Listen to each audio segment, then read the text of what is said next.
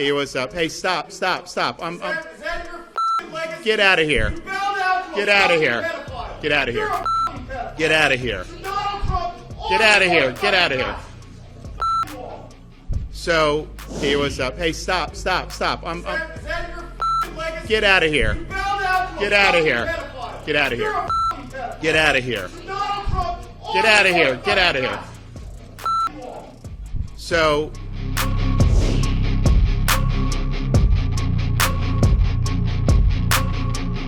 hey, stop. Get out of here. Get out of here. Get out of here.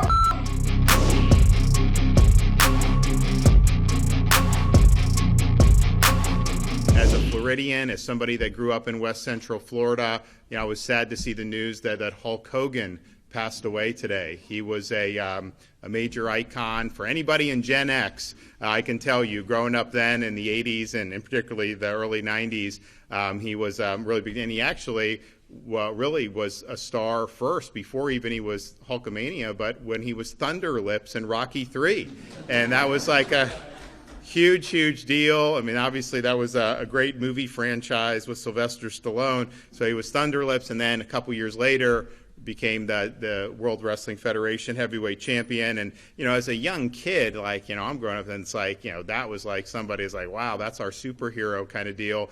And the fact that he was from a Tampa Bay area when I'm growing up there, I was like, oh my gosh, like this guy lives in our area. And, back then when they would do these big events like WrestleMania, you could go to it, which obviously I wasn't in a position to be able to go to. But they didn't have even pay-per-view where you would pay for it to come on the cable. They had closed circuit. So you could go to like a venue and they would play it on like a really big screen. And so like the first few WrestleManias, I think, were like that.